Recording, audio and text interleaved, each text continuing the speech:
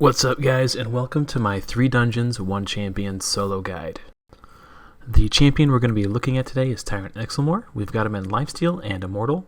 The total stats you want to aim for is 58,000 HP, 4.3k defense, 235 speed, 300 resistance, and 220 accuracy. I'll do a deeper dive towards the end of the video into those stats and why you need those ones specifically and why those thresholds are what they are. And here's a glimpse at the masteries for the people who just want to see them, and I will do a deeper dive on those masteries, why I chose what I chose at the end of the video. We're going to start with Spider 20. Now you can see he is awakened, but I have not taken a blessing yet.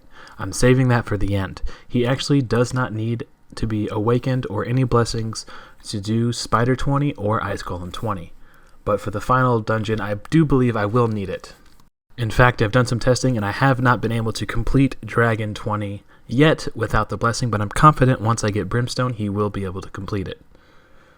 But as you can see, all of these poisons are getting resisted. That's what all the resistance build is for. And obviously we need accuracy to land our burns. Now for the AI setup, I set him to prioritize his HP burn as the first skill, and use his increased defense as the secondary. The reason why I want to force him to use his increased defense is because it will increase the damage he deals with the AoE and will get a larger heal. You may or may not know, the Spider has a passive that reduces the amount of healing champions gain from lifesteal sets. So, kinda sneaky on the down low. You need the extra damage to make sure you're getting a full heal. And if you don't do an AI setup, sometimes he just doesn't do the increased defense. Everything's going pretty smooth so far. We've got a few resists on our burns here and there, but it's not, I don't think it's going to be enough to affect the run as long as we don't get too many more. And even if we do miss a few burns here and there, the worst thing that could happen is that we get one additional reset and then the fight just takes about an extra 20 or 30 seconds. It's really not a big deal. But that one resist right there towards the right hand side, I think that one's going to cost us. We might get an extra reset.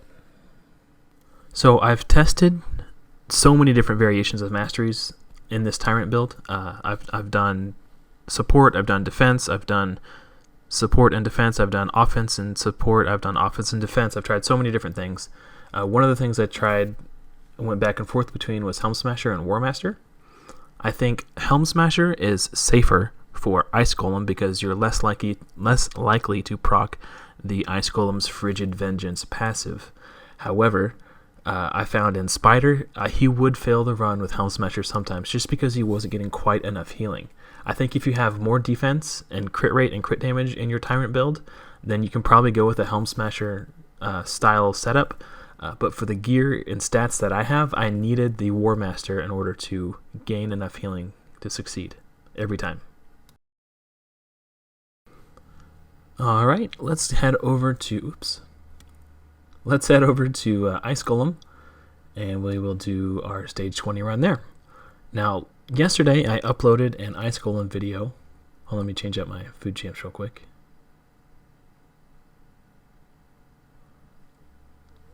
Alright, there we go. Yesterday I uploaded an Ice Golem video where at the very end, I showcased my Tyrant doing a solo run.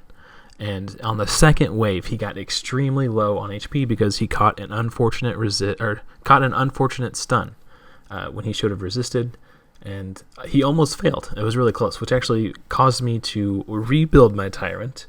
And instead of just a lifesteal build, I managed to squeeze him into an Immortal set as well as a 2-piece set.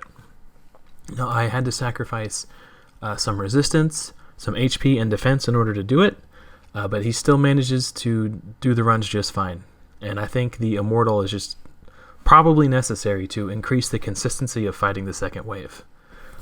The reason why the second wave is such a difficult task to overcome is because they have the 30% reflect damage buff, which essentially completely cancels out the lifesteal.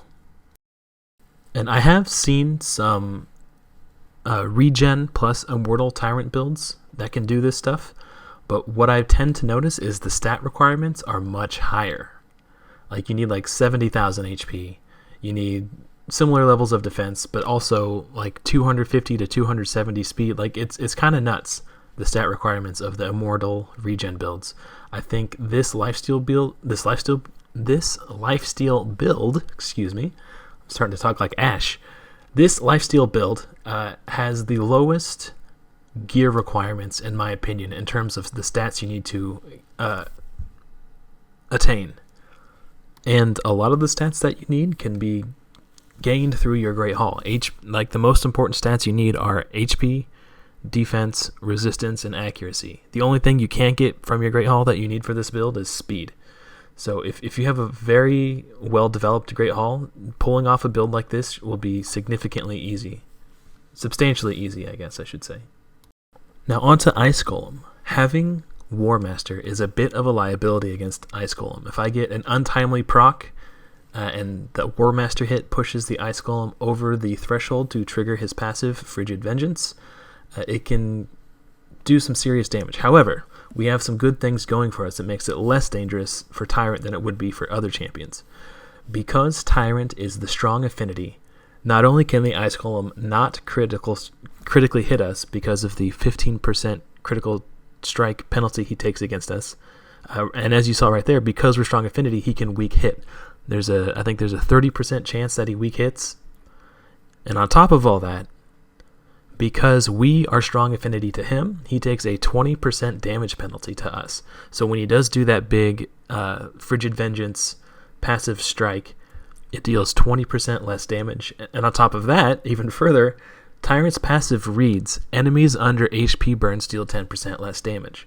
So the Ice Golem is dealing 30% less damage. We're strong affinity, so we can't ever get critically hit.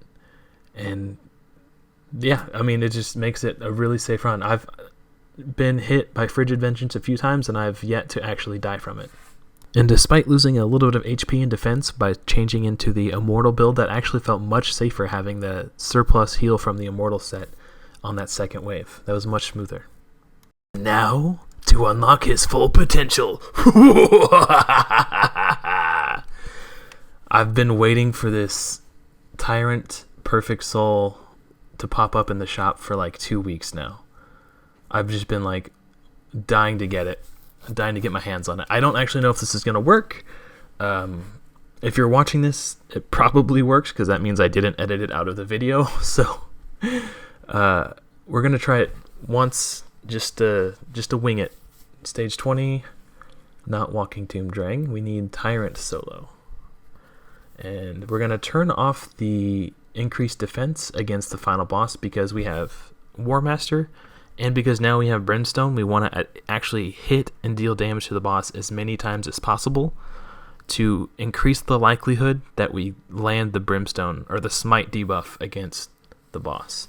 So by turning off the A3, we'll just hit the boss more times and thus be more likely to apply the Smite. And I think the waves are going to be the most difficult part. Now, on all the times I've run Tyrant through Dragon 20 to see if I could solo it before, I never had any troubles making it through the waves. It was always the boss, not being able to deal enough damage to the boss to finish him off. Contrary to Tyrant, when I do my Walking Tomb Drang Dragon 25 solos, Walking Tomb Drang ignites the burns when he attacks with his A1, so he's actually getting like twice as much HP burn damage than Tyrant would, which is why Tyrant struggles against stage 20. But I think with the added damage of Brimstone, it's going to be an easy win. And we'll do a couple runs just to make sure I didn't get lucky or something like that. And then after we do these dragon runs, we'll go back to the champion screen. I'll give you a more in-depth look and breakdown of his gear, the stats. I'll talk about the science I've done with the masteries through process of elimination, which ones I think are the best, which ones I think are the worst, which ones could work with different builds, and why I've settled on the ones I've settled on. As time goes, 90 seconds in, it's not the fastest solo run, but he's doing decent. I think on my old pay-to-win account, when I was doing a bad L solo, I think the entire run took about 2 minutes. So, alright, so now that we're on the boss, we actually get a really lucky smite from the Brimstone straight away. So it's gonna, I mean, he's just like, the dragon's melting right now. And we get another one straight away. Okay, so we're definitely going to want to do a couple more runs just because we got really, really good RNG this time. I don't want to make any assumptions just based off of one run. I'd like to get a nice, good sample size for science. But now we're having a bit of a dry streak, so I guess it kind of cancels out a little bit. Oh, there we go. Yeah, we'll do a few more runs for science. We'll skip the waves and just kind of jump to the boss on those runs. And as Apothecary was a pain in the butt. I actually wasn't able to kill him until I got the Brimstone. So I think I just got lucky on the first run, or maybe unlucky on the second run. But again, we get a nice Brimstone straight away. Everything's looking good. He's getting plenty of healing from the Lifesteal and the Immortal. I don't think his health ever dipped below below 25% on the first run. I wasn't really paying attention to it, but I never really felt like I was in any danger.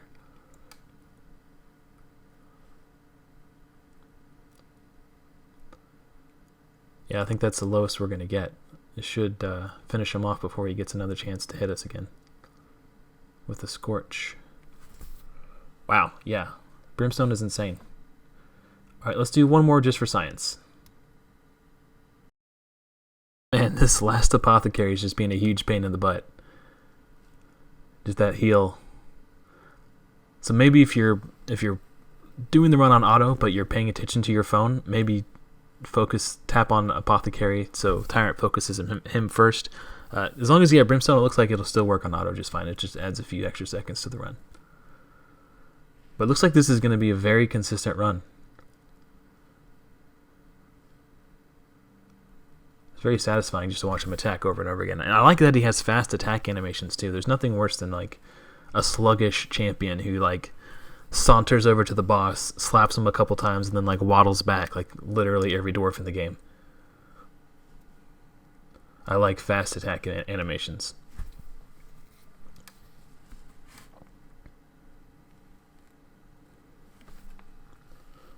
I think that's going to be it.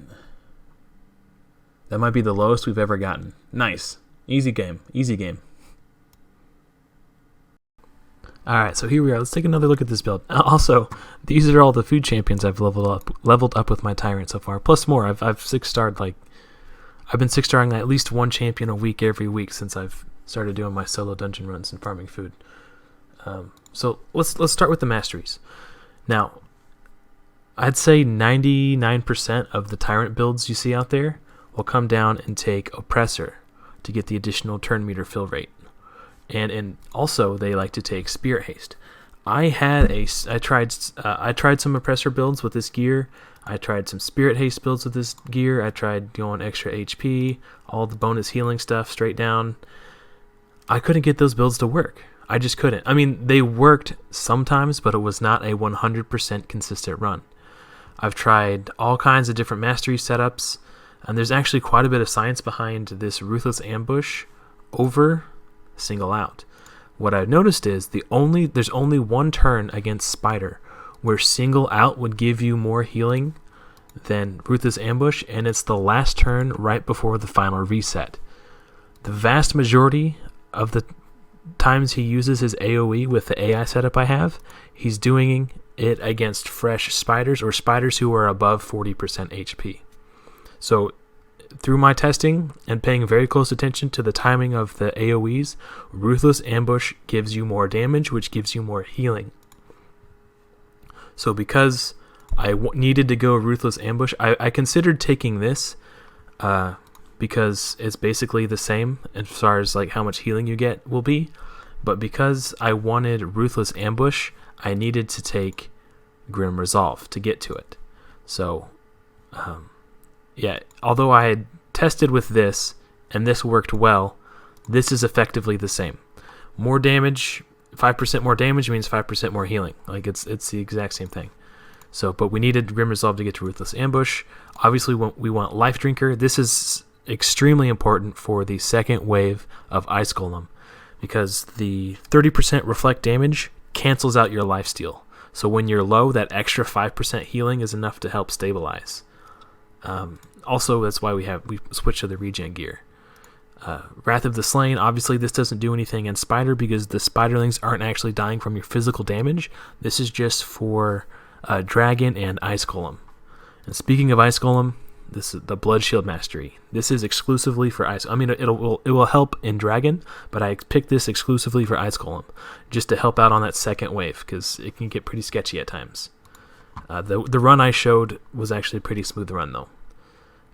Obviously, higher max HP, that's going to be basically every enemy that you're facing in PvE.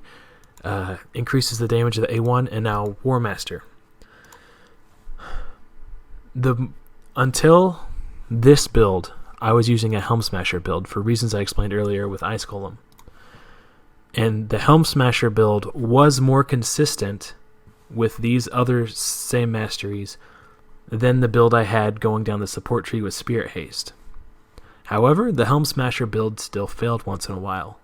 It wasn't until I switched to this War Master with all these other exact same masteries that my Tyrant has not failed a single run with this mastery setup. Period. Like, I've been running Tyrant and Spider to farm silver and food for like 2 weeks straight, and I have not failed a run. Like, this is a 100% build, which kind of blows my mind when you consider his stats compared to other Tyrant builds out there. Real quick, I'm going to show you the 2 pieces of gear he was wearing before I switched to Immortal to show you the difference in stats that I had to sacrifice to get the Immortal. These were the gloves he was wearing. So 60% defense, lots of speed, some really nice resist, and some accuracy. So I took I lost 8 speed from these gloves, 135 defense, and 3200 HP, and 1 resist. That's not a huge deal. And then the chest piece, this. So now, equipping this, we would gain some HP, so that kind of counterbalances the 3,000 I would have lost time, so you kind of see there for yourself. But we lost a ton of resistance and a little bit of accuracy. So this is the build I was running before I put the Immortal on. So I had 59,000 HP, 4,400 defense, and an extra 2 speed. Also, we lost about 39 resistance and 7 accuracy. So I would consider, stat-wise, my current build to be inferior. But I think the Immortal set just helps secure the Ice Golem runs. I think it's very vital to ensuring the success, because I've had a few close calls without the Immortal, and since putting on the Immortal sets, it's just been smooth sailing. Also, the Blood Shield Ring helps a bit here and there. But yeah, basically when you're building out your Tyrant, the number one things you need to look for are speed, resistance, accuracy, HP, and defense. You'll notice that common theme: speed, resistance, defense, accuracy, HP, accuracy, speed, resistance, defense percentage, resistance, accuracy, speed. We don't really need crit rate, but it doesn't hurt. Defense percentage with defense, speed, and accuracy, and then speed with HP percentage, defense percentage, and more flat defense here. I went HP on the ring and amulet, but you can see we got HP percentage, and defense, and then HP main stat with a ton of accuracy, resistance, and defense on the amulet, and the resistance banner with defense percentage, HP percentage, flat HP, and speed. So this Tyrant build, this level of speed, the 235 speed, that is the slowest solo Tyrant I have ever seen. This is like among the lowest HP levels of Tyrant builds I've seen. More resistance would be better, just to be on the safer side. But this is like, as far as gear requirement goes, this is the easiest to attain Tyrant solo build I have seen in my research trying to figure out how I should build my Tyrant. So if you've tried other Tyrant builds in the past and couldn't succeed, maybe try a Lifesteal Immortal build and try to replicate these stats. I would consider this speed to be very important. When I had the Spirit Haste Mastery, that extra 18 speed was making it so the final few turns leading up to the last reset, he was doing his AoE before there were enough Spiderlings out to gain a full heal from the AoE. So by losing the 18 speed and going down to 235, the timing of his AoEs is like perfect now. I'm not smart enough to like speed tune my Tyrant using like math stuff. It just it's like a happy little accident. I don't know. But the last build that I had at 237 speed also worked. I've been watching the runs, and the timing is exactly the same as it was when he had an extra 2 speed. So if you can get like between 230 and 240 speed, in my opinion, that's like the butter zone to make sure that the timing of his AoE in Spider matches up perfectly to optimize the damage you're going to gain to fully heal, especially when it comes to this Ruthless Ambush Mastery. So I don't know, maybe there might be another video out there where someone's got an easier to attain build, but if one exists, I have not seen it. And I'll show you my Great Hall real quick. There's plenty of room to grow. Like my HP and defense are only at level 6, and then I'm definitely going to start focusing more into resistance to make up for the resist I lost with this new gear setup.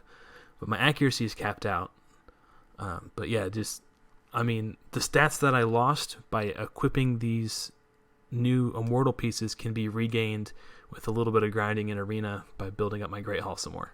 So anyway, thanks for watching, guys. I hope this was helpful to you, and even if you don't have Tyrant, I at least hope you found the video entertaining, so maybe one day when you pull them, you'll know what to do with them. Anyway, thanks for watching, guys, and until next time, happy raiding.